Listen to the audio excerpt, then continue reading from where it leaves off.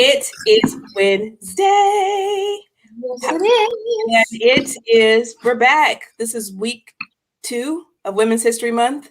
Yes, it is. I know, we still have that COVID thing going on. Great. So, It's going very fast.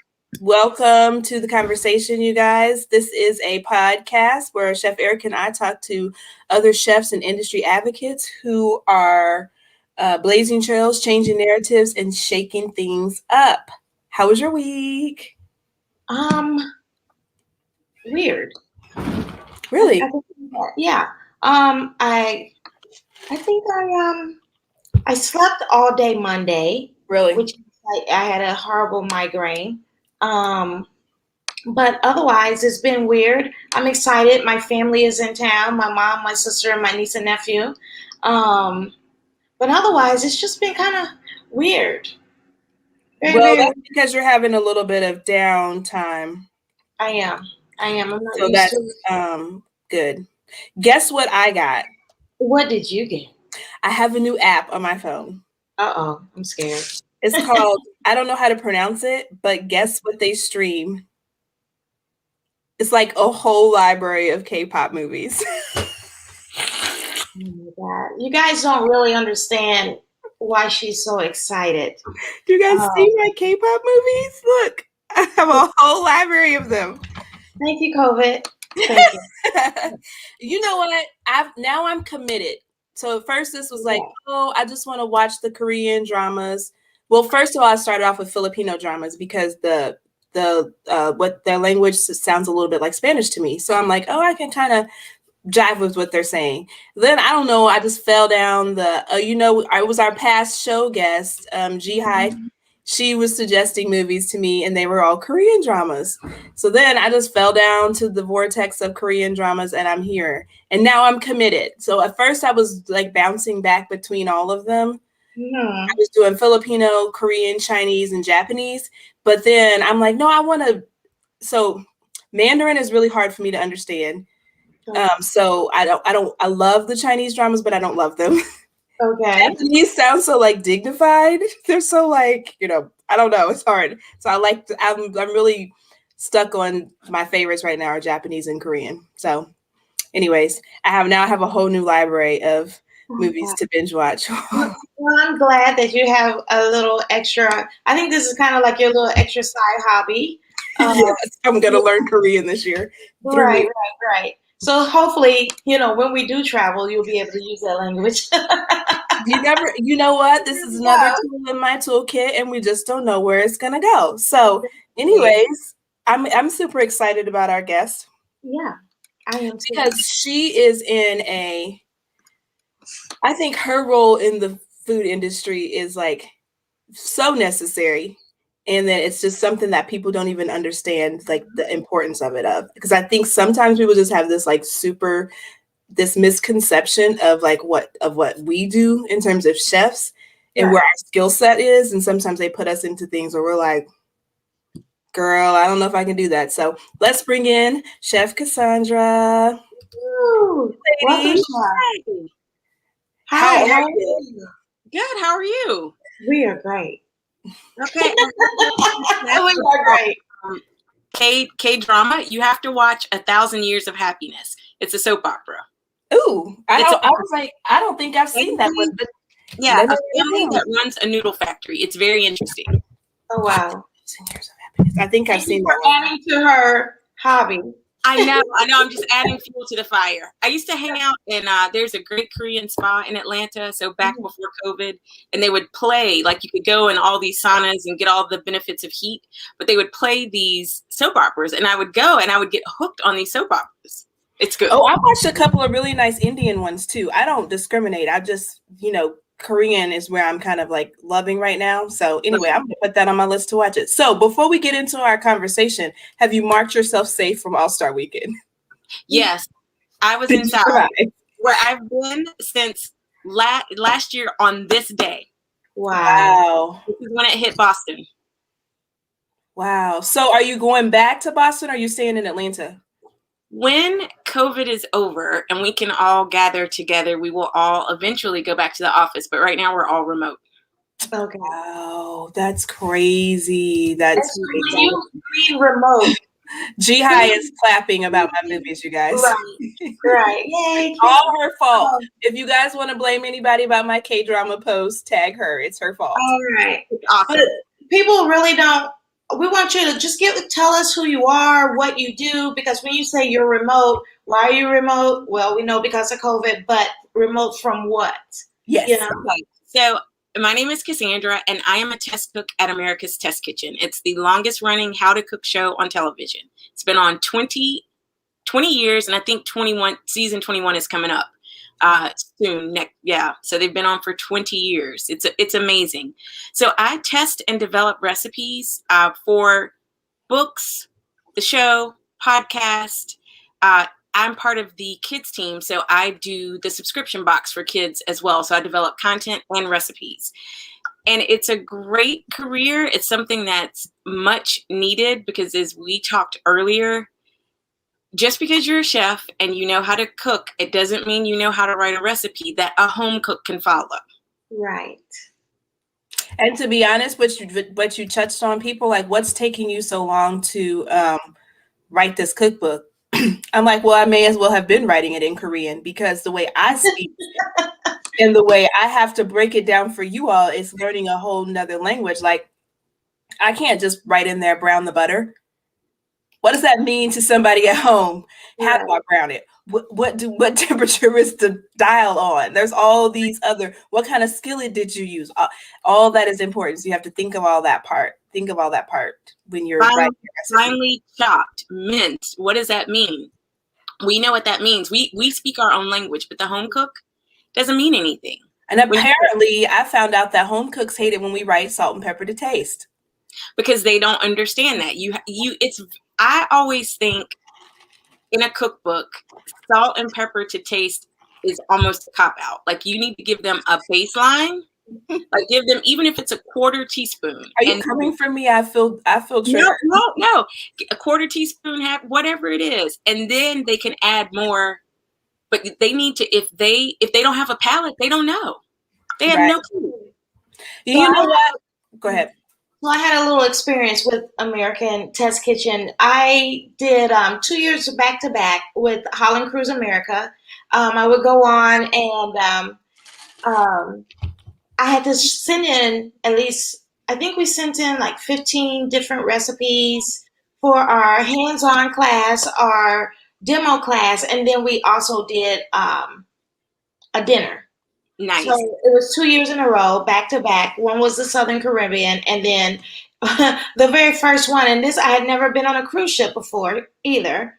So we were crossing from St. John's, crossing the Atlantic to Africa. And so we were 5 days straight, just all water. At sea? Yep. At sea. And so that people needed something to do. And so we were their entertainment. We were their chefs of part of the cruise. I had to redo at least 6 of the recipes to revise. You guys sent them back to us, and then I had to fix them. At the time, my husband at the time, he was not touching anything. He goes, I gave you what you needed. Now fix it. You know, it was that kind of thing. So, you know, he wasn't that kind of person like okay, I'm going to break this down and make it comparable for people to understand and make it work. So that's what we did. But it was great working with your teams there on this cruise ship, which was awesome. It was always, I never had the same chef each cruise, but it was really great. It was fun.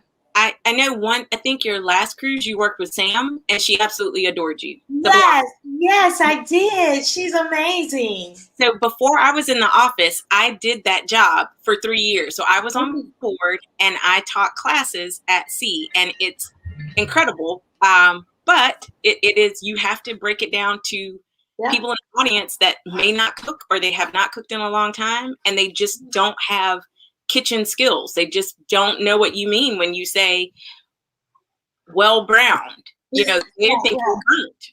Mm-hmm. Yeah, we had to pretty much break it down for our guests at the time. They were so kind and so lovely. We did all Caribbean food. And yeah, it was so much fun. You know what? My ex-husband is Tertullian from BVI, British Virgin Islands. So that's how we kind of intermixed everything because we always left out of, well, the first time we left out of St. John's, Virgin Islands, and then the second time we left out of Barbados. Oh, nice. So, yeah. Well, what I was going to say is that I think that why this is important, because for a moment prior to COVID, they thought that the cookbook industry was dying, right? There was this whole conversation about, do you want to publish a hardcover book? Do you just want to work in the online platform and do videos? Are people still going to buy these books? Clearly, I still buy cookbooks. Yes, it goes all the way up to the ceiling and all the way down to the floor. Because of COVID, we all are starting to buy cookbooks again. And at the same time, because of COVID, so many people have been locked in their house, chefs wise, they've lost their minds and they're like, let me put this on paper.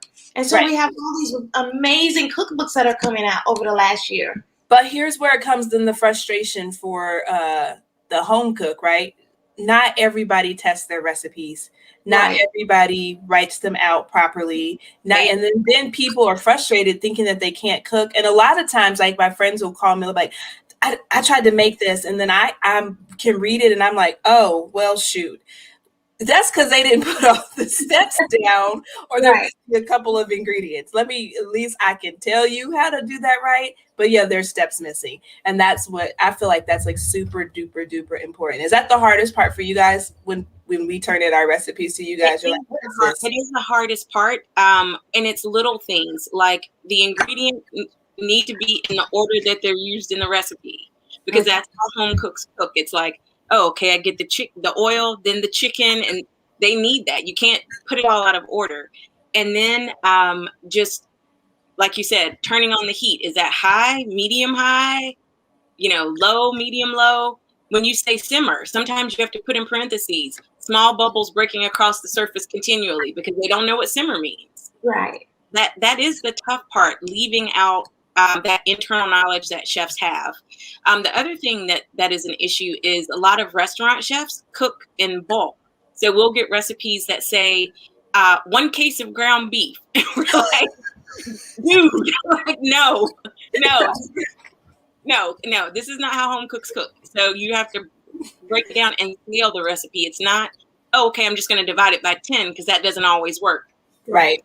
So you've got to actually scale it. So that's the tough part. But there's a lot of work for people that develop recipes. There are restaurant chefs that want to write a cookbook that don't know how to relate to the home cook.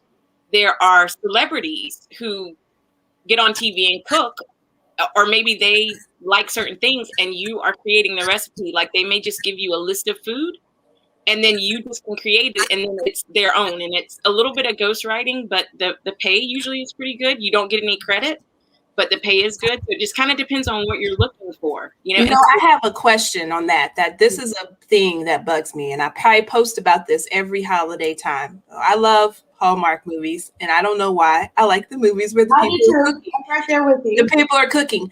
Who is consulting on these cooking movies? I know, right? Because like the ones where the person is making cookies, why is there flour on your face? How did you make chocolate chip cookies and you have flour splashed all over your whole entire face? Or that kind of thing drives me insane. I'm like, now y'all know we don't do that. Not even a home cook would cook that like that. Stop it. Who came up with that idea? Right. Or you see somebody cutting something in a movie and they're putting it directly on the counter. Usually, Katherine Heigl has a movie, and she's supposed to be like this cafe owner, and she's making some type of dish with green peppers. And they have her cutting the green peppers with a paring knife on a counter. And I'm like, only you would see that. First of all, why are you using a paring knife? Right. Second of all, where is your cutting board? So back in the day when the economy was amazing, they would have chef consultants, and also the food stylists would help out. The food stylists that are in the union are paid by the hour. So they're like, you need to get in here and spray this turkey brown and get out. Spray it brown, gloss it up, and get out of here, because we don't want to pay you.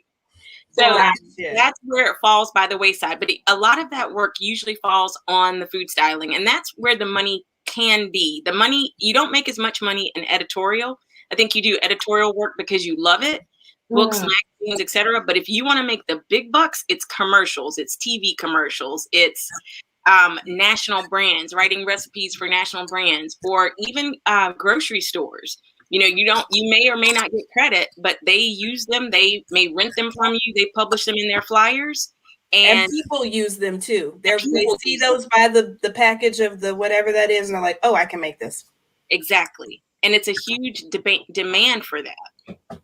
And I think this is good for, like I always try to tell people who are getting into culinary, maybe it's their second career and they don't necessarily know if they want to work on the line and just have to deal with the day-to-day gruel of that. This is like an option. This is a whole section of our career that's available for you to work in. You can, I think some people I've seen recipe test from home. Like they have their own like little like kit of like not really good dishes and not really great knives so that they can use that specific tools for testing, which I didn't know was a thing until I went to the Lee Brothers boot camp. And they're like, girl, why are you writing recipes at work?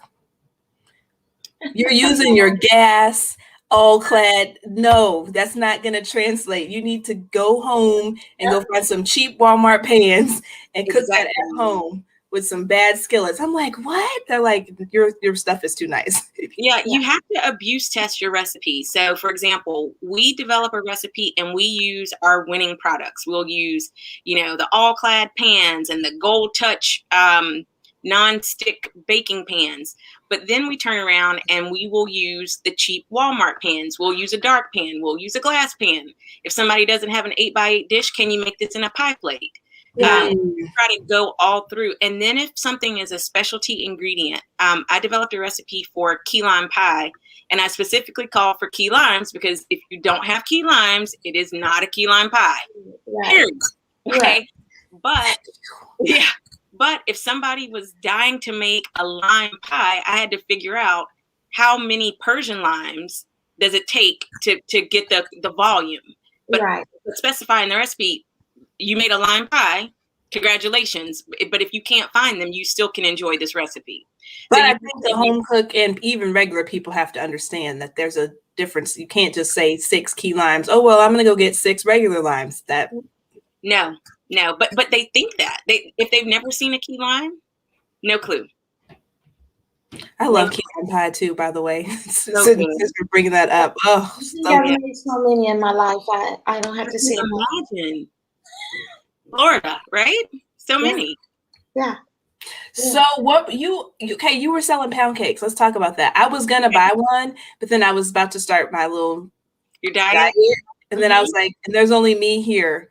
How much of this pound cake is my 7-year-old really gonna eat? Right. So essentially I would have eaten the whole entire cake. Because I'm the kind of person, once I spend my money on it, I'm gonna commit. You're going to enjoy it, right? To the whole cake. So talk about the pound cakes and what you were doing with your baking. So I work with a media company called Arc Republic, and they are independent. It started during a little bit before the Trump administration, but when all this fake news, false journalism started coming out. So they work to tell the truth, what is really going on. And they sponsor the Black Farmer Index, which promotes Black farmers and it helps people to source their food locally because when we first started the pandemic and you couldn't find bread or flour, it was a wake-up call for a lot of people. Like, I can't rely on the grocery store. Like, I need to know a farmer. Like, we couldn't find beef in the store for weeks, just gone. So they started the index so that people can source food locally, but also to promote farmers. So we did partnered with Bakers Against Racism, and we raised almost $3,000 for the index. So that's what the money was for. But it's such a need to work for chefs, for people to buy from Black farmers, period, because they face so many struggles. Mm-hmm.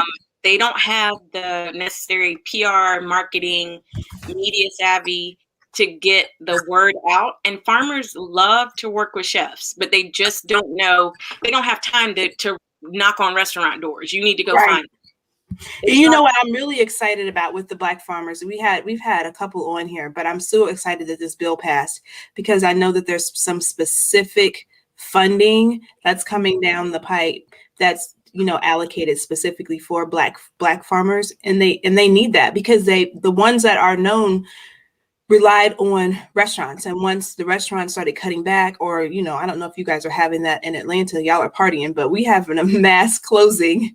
Right. Sorry, I'm shady. We're having a mass closing of restaurants around here. So some of those farm to table, you know, that thing, restaurants really focused on those farmers, and those farmers focused on that income. And then when the government started doing those farm to family boxes, they didn't really specify how those had to be put together, right?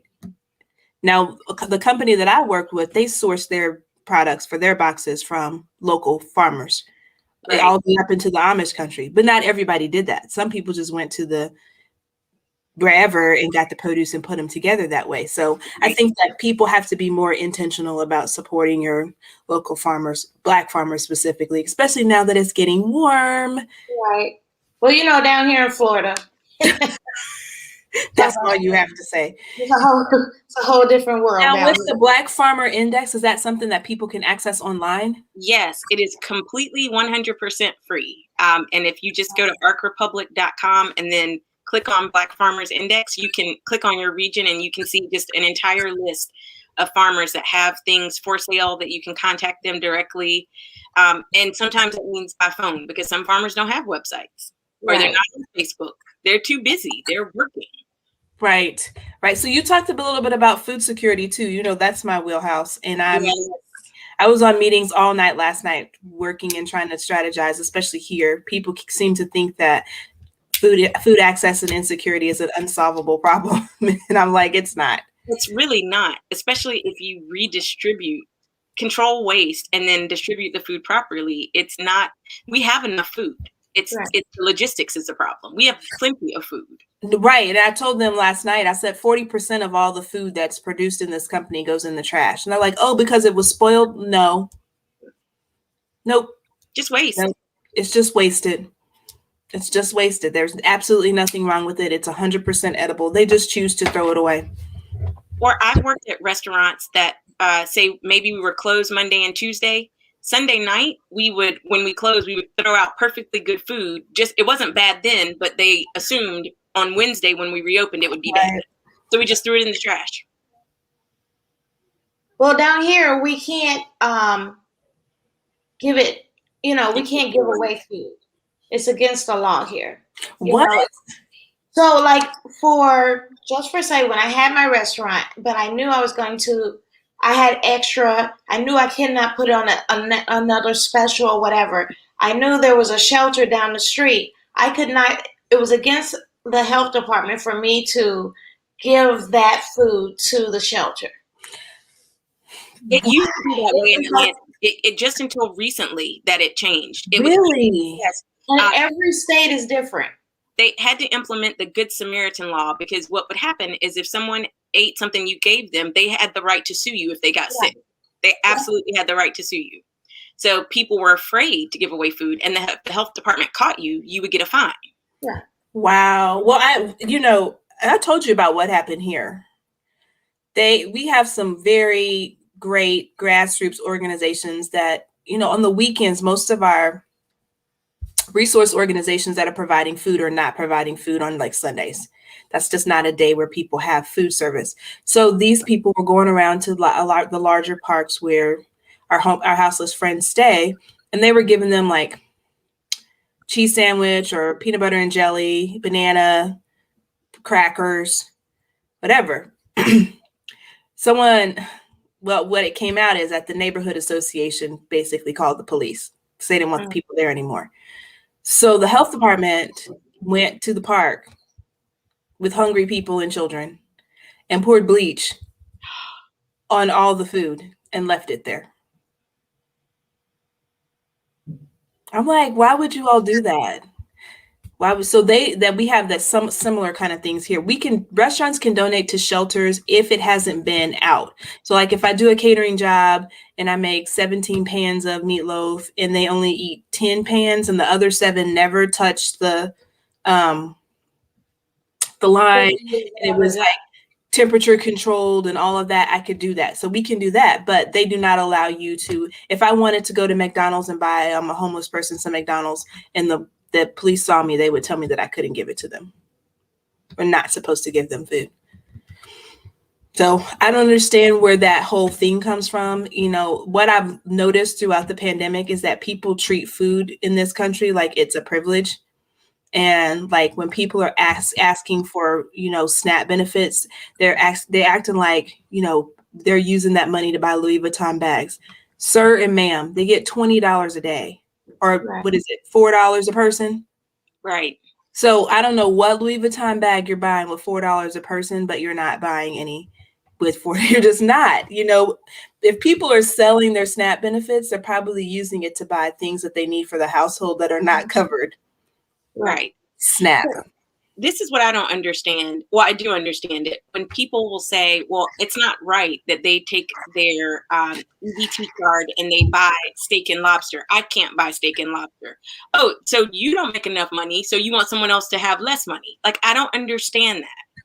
If people want to buy prepared food, like hot food, in Georgia, you can't buy hot food with EBT or SNAP or any of those things. But what they don't realize is that people may be in a situation where their electricity is turned off and they can't cook. Or they live in a slumlord housing tenement where the burners on the stove don't work.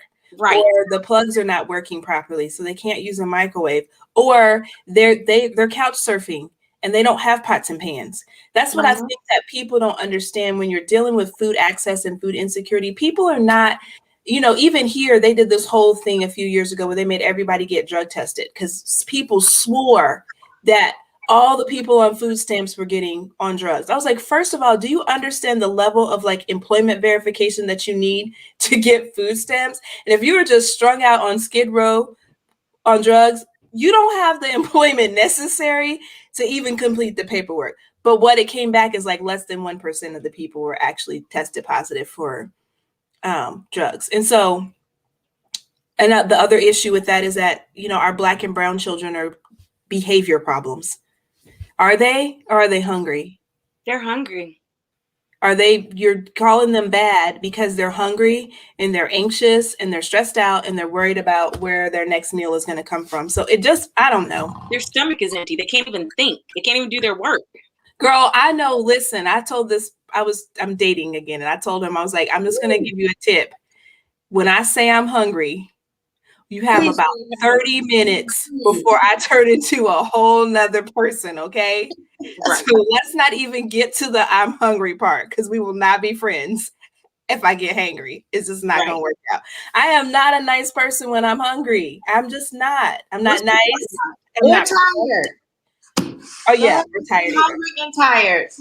It's a wrap. So right. It is what it is. So what do you think now? I mean, the food industry, we know. What's the solution? I don't, having the conversation definitely helps, but I don't know what the solution is to the problem, especially with food service workers. I think that we learned from the pandemic that 13% of the people who actually work in food establishments are also food insecure. Now imagine that. You're cooking food all day. And then you go home hungry. But then restaurants are like, I have theft. I was like, do you have theft because people are whining and dining their girlfriends, or do you have theft because folks are hungry and they're stealing this food to feed themselves and their families? Yeah. I mean, I've worked in a restaurant. This was when I was in college, but I worked in a restaurant. I was a server, far from even thinking about culinary school. But the dishwasher got fired because he was eating out of the trash can. Oh. And it blew my mind because if he's eating out of the trash can, he's hungry. Exactly. The thing is, you tell him, don't eat out of the trash can. What is it that you want? Yeah. We can afford to make him a sandwich. Right. Absolutely. Or we can afford to, I never wanted to encourage burning food, but all the mistakes always went to the dish room. Right. Misfires, mistake. And because whether we like it or not, there's a hierarchy in the kitchen. They're the most essential part, because if they don't do their job, then we can't do our job. At all. Because after doing this for 23 years, I'm going to tell you who does not want to go wash no dishes. Right. Me. Second, they're the lowest paid. And they work very hard. Very hard. First in, last out. They hustle the whole entire shift, and then we're paying them $7 an hour or whatever that is. I'm still a little disappointed that we didn't resolve the minimum wage issue. And I'm hoping that they do. I see it from a small business perspective, but I also see it from a human perspective. And some of these places are still paying people $8 and $9 an hour. And it's 2021. I just don't think for a small business, just for say, we've all had our small businesses or whichever, $15 an hour would be very difficult for me to pull that off for everyone in under the roof of my small restaurant, and then where do you cap it off at? If you're starting at 15 and then you have this excellent sous chef and that person starts at 20 and then it just keeps. So let me tell you, I worked at a restaurant where we decided we are going to pay our staff $15 an hour minimum. This is frontline workers. We weren't even sit down. We're going to pay the cashiers $15 an hour, the line cooks, the dishwasher, etc. Let me tell you who got mad. The salaried management. Because sometimes at the end of the day, the people that were on the cash register were making more than the general manager. Right. And so it just exposed a bigger problem. No one is getting paid enough. Even though a GM might be getting paid $45,000, $50,000, it's not enough to work 70 hours a week. No. And what did they say in the United States of America? The average rent for a 2-bedroom apartment is like $1,600. Yeah. So if you're making $8 and $9 an hour, where are you living? In the hood. On somebody's couch. And you don't have a car. If that. And you don't have a car. So you're trying to catch the bus and do all that other stuff. So I think that it's a bigger, I don't know where it goes, because it's like all these different, you know what I'm saying? There's just layers on top of layers on top of layers. Like people can't eat because they need more wages. But the issue is that if we keep putting all this burden on these small and micro businesses, we're the ones that really drive the economy in the neighborhoods in which we live in. We employ the most people, we spend the most money in those areas. So it's like, how much more do you expect a small business to give?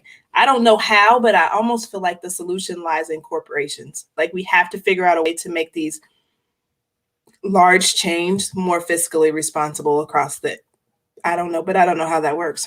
Well, the real issue, one of the issues for a small restaurant is, in order to pay more, we need to charge more for food. But we can't charge more for food because we buy things that aren't subsidized. Yeah. So, whereas a fast food restaurant, they're buying corn, potato, etc., that they can get for the low, and then they can mark up, you sell it for low and, make a profit. But you know what? I never even thought about that piece. We're buying, $15 a pound mushrooms, and we actually need to charge more, but we can't, because if we charge more, people won't come.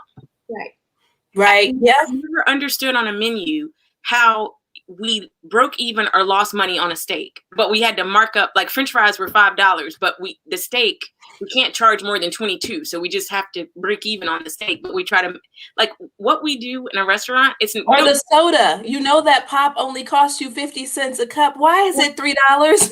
For a tea is 5 cents. Tea and coffee is 5 cents.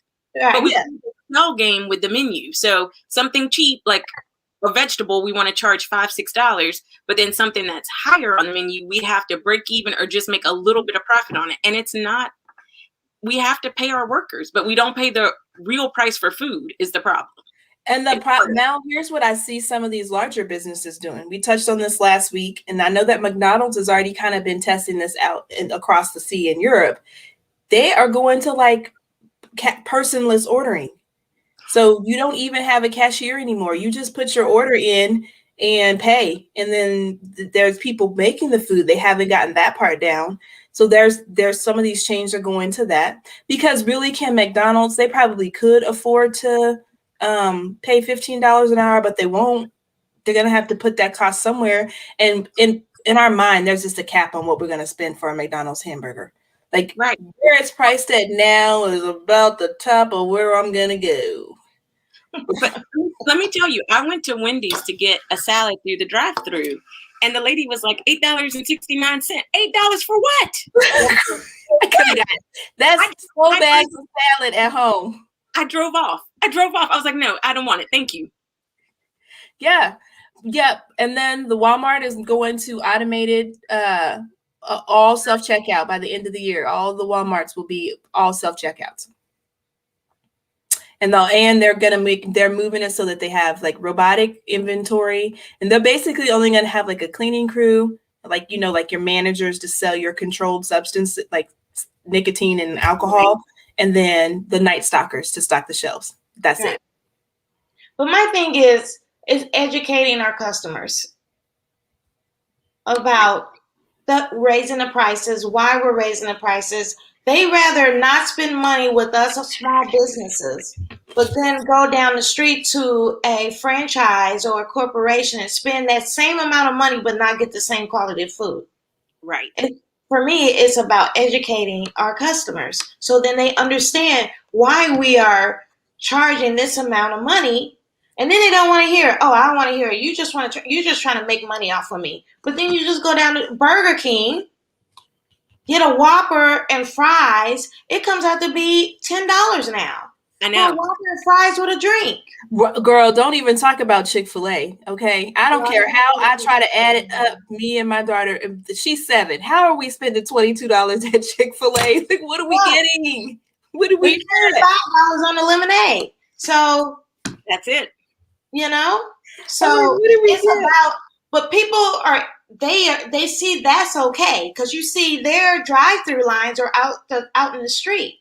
But now when it comes down to us as small business owners, we cannot do that. No. So it's a circle of how to educate our customers, how we educate ourselves in raising the price so that we can actually make some money and be able to raise the wages of our employees without being penalized or feeling guilty about trying to make it on a daily basis. That to me is very mind-boggling. What are we supposed to do? As Shanita said, how are we going to make this happen? Because green onions, a bunch is $1.50. They probably need to really be 92 cents at Walmart because I just picked up some. Okay, but I'm just saying they're 92 cents right now. They probably really need to be about $2 or $3 for real. Right. But who's going to pay $3 for a bunch of green onions? Well, not me, because after I used those, I cut the ends off and stuck them in my garden. So now, and that's what people are also doing. Remember my gardening struggle. Food. Thank you, COVID. There's been so many people starting their own gardens, restaurants, and at home because it's cheaper to do that than to go to the grocery store. But now you're learning how to become a farmer, a small farmer, or just a house gardener or a gardener. And having a greater appreciation for the struggle of growing food when you could only grow one salad last year. That's me. One salad? Girl, one salad. And my collard greens, the whole bunch was this big.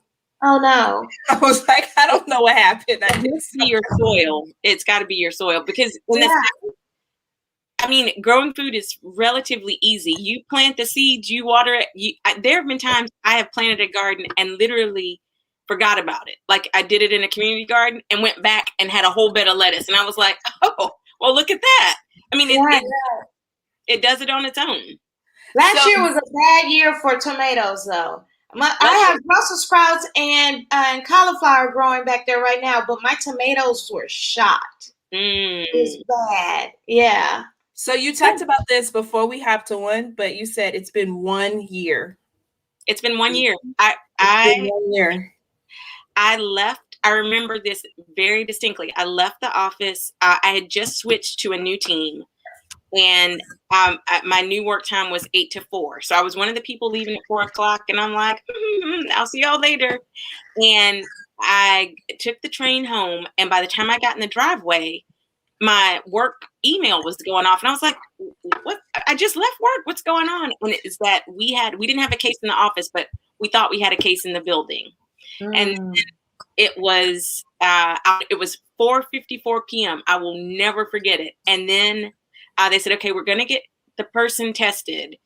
And then they said, okay, we didn't know how it worked. And then they said, oh, we didn't realize the test takes 48 hours. So that was a Wednesday. We're going to be closed till Friday because we won't have the results. And it was like stand by, and it literally 2 weeks went by, and we didn't know what was going on.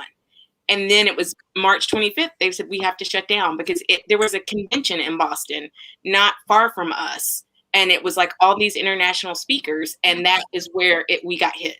Oh wow! There were a lot of people that were traveling, and they had COVID, and it just spread from there. We're in the seaport. We're near the convention center, so it just spread from there. That's crazy. And can you believe? I remember. I don't know how you felt. But I remember reading this and was like, oh, it's just going to be like 2 weeks.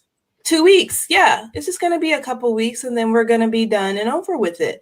I didn't. And then the 2 weeks was like a month. And I was like, okay, by summer it'll be done.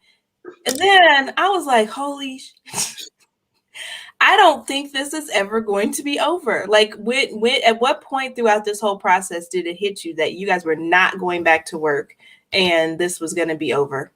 This is not going to be over. I think on the 25th, because we were waiting. And I treated this like a hurricane. So the first day I was like, woohoo, we're off from work. And I remember I ordered Chinese takeout. I ordered from a Chinese restaurant. I'm like, this is great. And then it's like, okay, I guess I need to go buy some wine. All right, great. And then the next day, because we didn't know, we weren't prepared, we didn't have a mask. And I thought, well, I can't go out. So I ordered Instacart. And March 19th, I knew March 19th, I wasn't going back to work. That's when I found out. And I thought, because really they kept saying, oh, it's just 2 weeks. It's just a 2-week thing.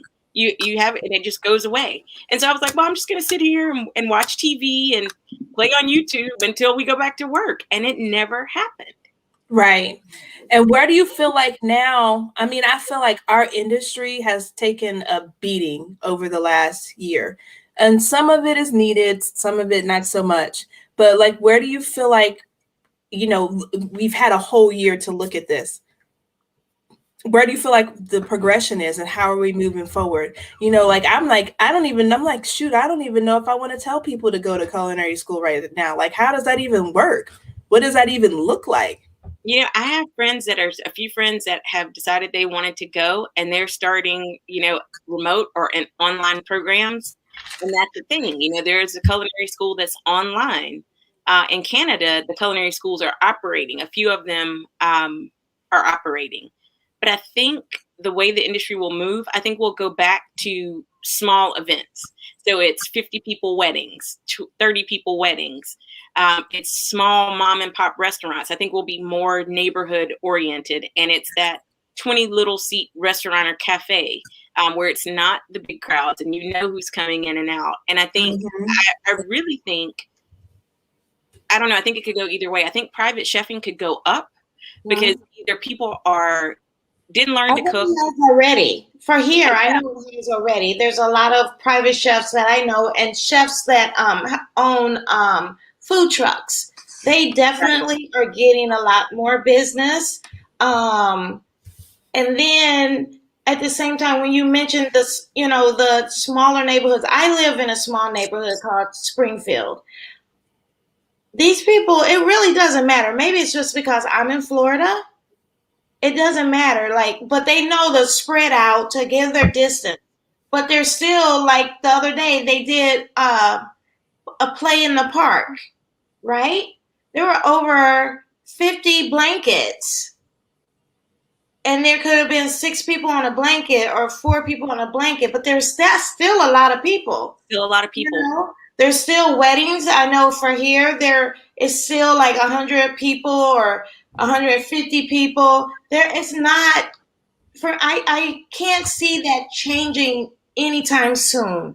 Maybe the large weddings, the large events, I don't see it happening. I know that for me, I went and got the shot the other day, my first dosage. I'm looking forward to getting my second. I'm ready to start traveling because I'm going to go cuckoo. But my life never changed. Even though COVID started, I was an essential worker. I kept the coffee shop open. So it just continued to go. I mean, when she opened up the show today, she goes, well, you're finally getting time to settle because we're in the midst of construction to open another coffee shop. So Right. I'm not out in the street as much as usual, except for being on the construction site. But at the same time, to me, this is like, oh God, what am I supposed to do? I got downtime. That's what you guys did for like a year. I'm losing my mind for 2 weeks, 2.5 more weeks, and then I'm hitting the road. I don't see that the small bunches or the small little restaurants. And there's constant restaurants opening every day here. Every day a restaurant opens in Atlanta. No, take it back. 5 or 6 open every single day. That's crazy. Wow. That's crazy. I think those are the nuances across the country because it's not the same here. And I'm like weirdly positioned right between 2 states. So I'm like in Kansas, but then there's Kansas City, Missouri. That's a stone's throw right away from me. And they're kind of doing something in Kansas City, Missouri. But then we're like right here, we're doing something completely different. And it's so weird. But I think from an industry perspective, I do see smaller things coming back. And is that a bad thing, though? Is that a bad thing? I don't think so. Because I feel like we lost so much of what it is that we do. As in what? As in the intimacy of food? The art of it, the creation of it gets lost in the 200 and 300 and the large, those are it just becomes its own like thing. And I struggle because I feel bad because the convention, there's a whole segment of industry workers who are out here, right? They've not gone back to work. It has not rebounded. And these people were making a very good living doing what they were doing. So that's the struggle. But on the other side of it, someone asked me today about doing something and I was like, I'm going to have to be honest with you. You're going to be hard pressed to get me back in the kitchen working like that ever again after this year off. Like, it's probably never going to happen. I'm never going to work like that again. I think maybe that was the point. People have changed how they view work. A year ago, if someone asked, oh, can you work from home? Absolutely not. We cannot test and develop recipes at home. And what we found when we got home is, you know what? We made a lot of mistakes on site because when I would develop a recipe and someone else would cook it, well, their oven is completely different from mine. And their pans are completely different. So I think what we're developing is better at home. There is something about us being all together and tasting things at one time. And of course, it's great to be able to make synergy and collaboration and all that. Right. It's better, but are we safer at home? Because COVID is not going away. It won't be gone for 10 years, like stamped out for 10 years. They're saying it's 7 before we're back to normal. I know it's so hard to conceive. I was just setting my mind on 2024. I'm going to leave y'all at home. I'm going to do everything I can to keep myself safe and do whatever I have to do.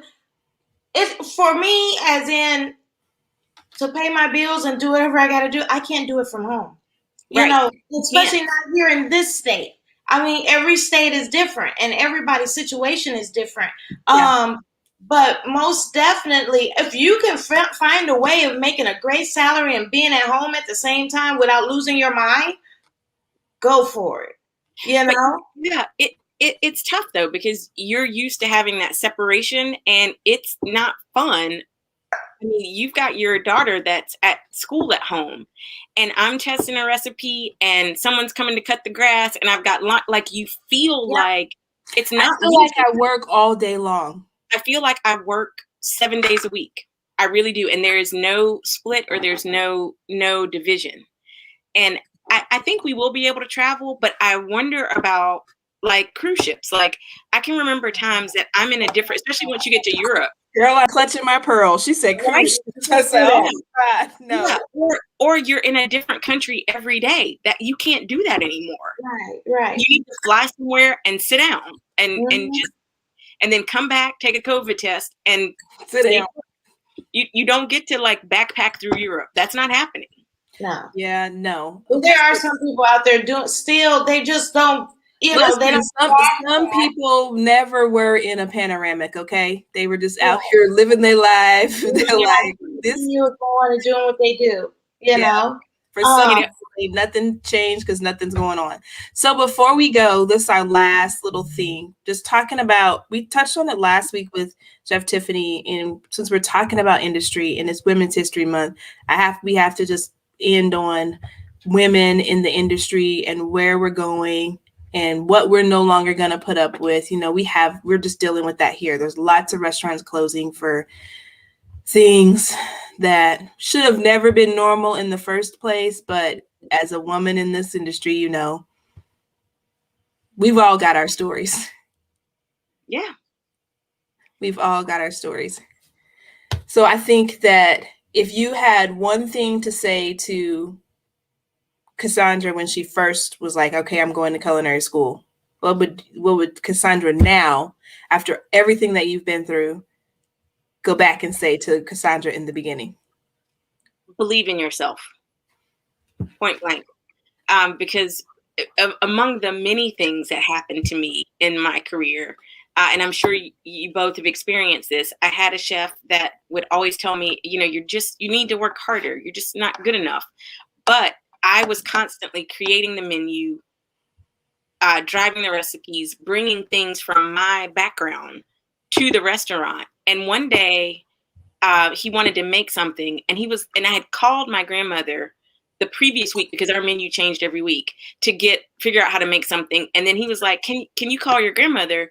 And because I need to know how to make this. And I was like, okay, yeah. And I remember I was dialing the phone, and I was like, and the phone was ringing, and I was like, wait a minute. Right. I can do this on my own. I don't need you. I don't need you. And that's when I told him, I said, oh, she wasn't home.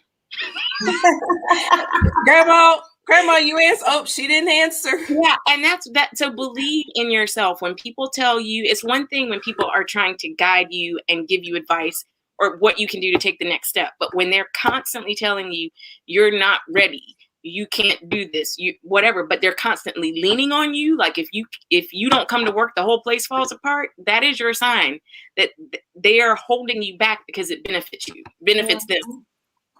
And I see that happening to women all the time. I agree, especially us. And then we have to deal with, well, you're so aggressive. Well, you're just too forward. Well, do you have to say it like that?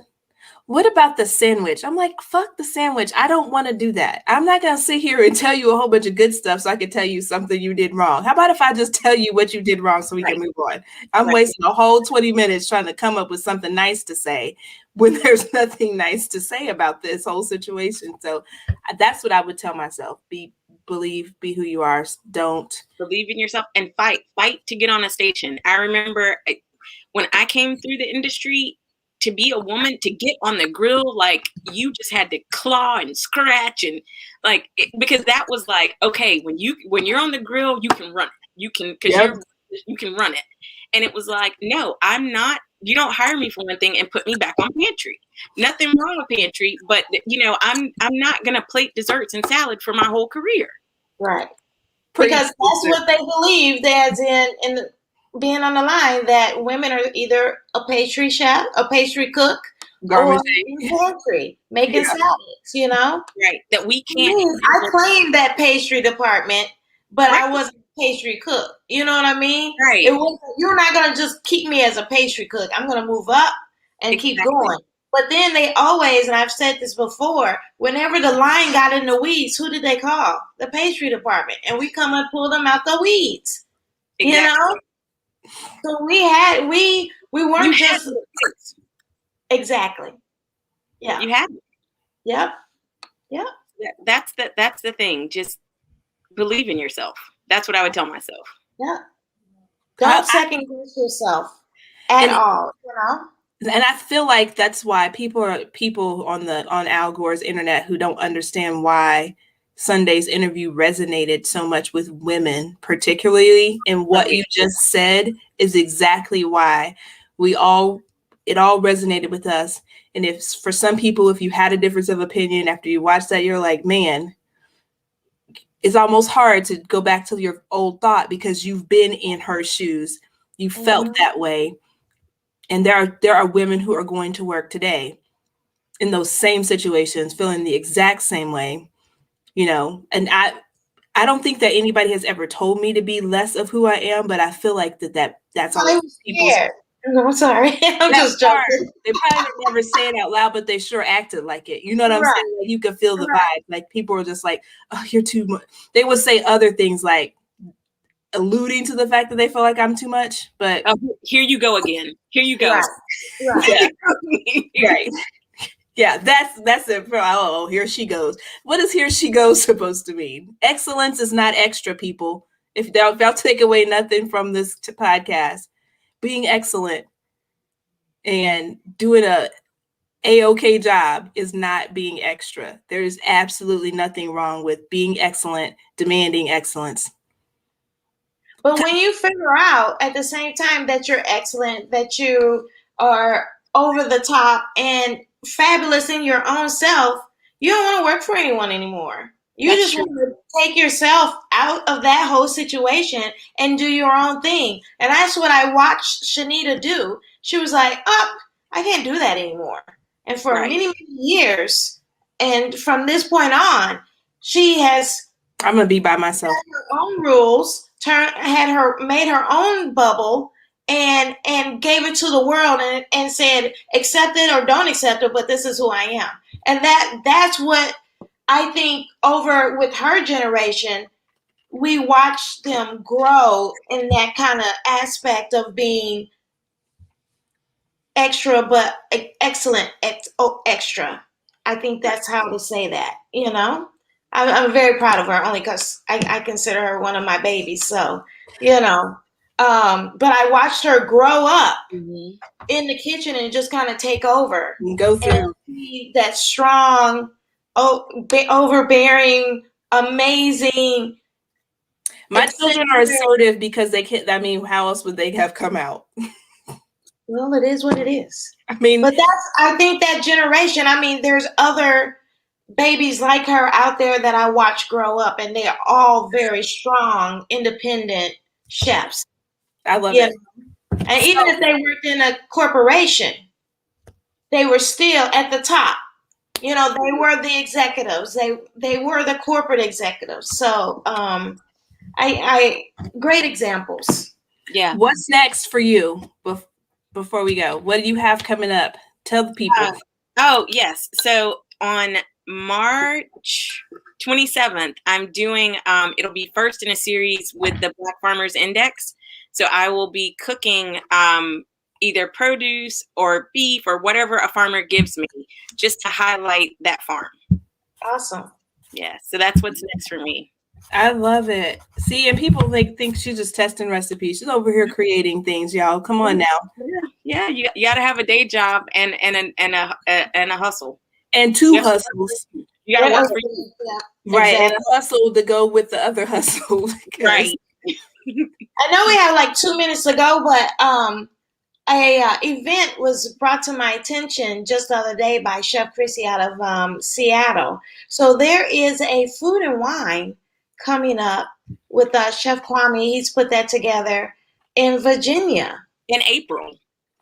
So the tickets go on sale in April, but the event is in August.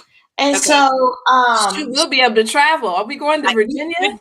Yes, we're going to Virginia. So you might want to get with Chrissy on that, Shanita.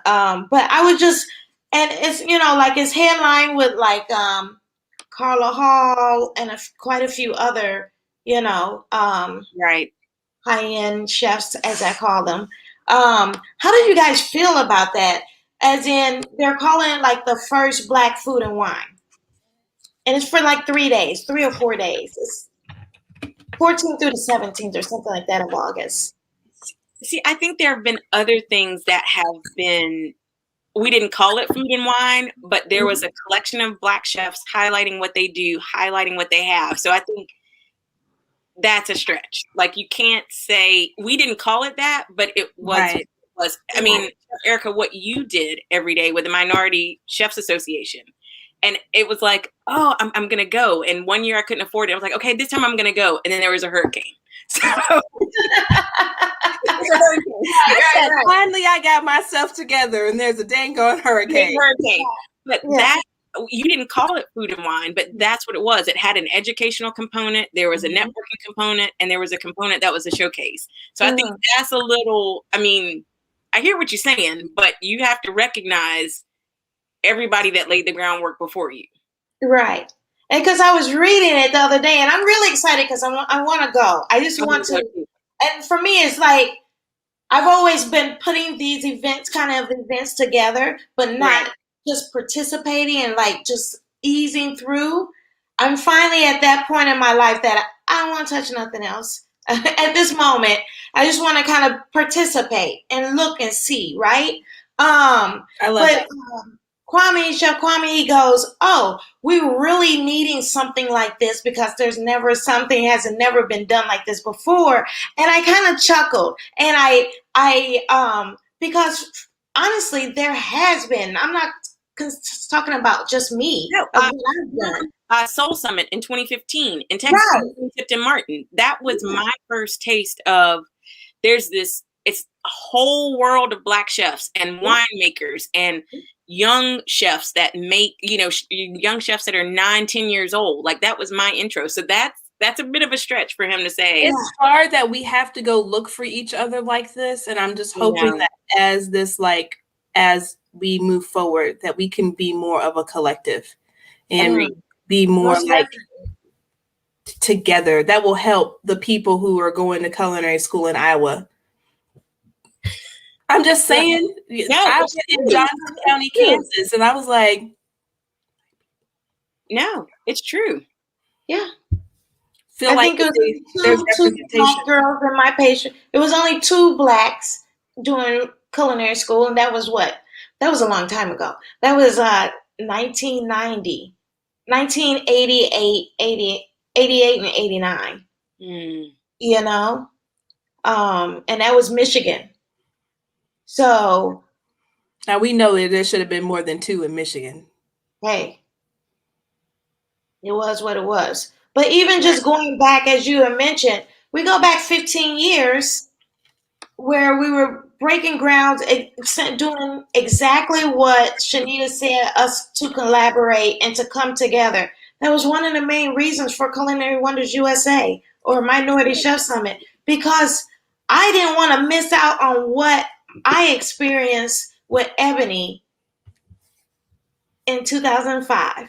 Because that was the first time I had been in a room with that many brown people, in our same profession.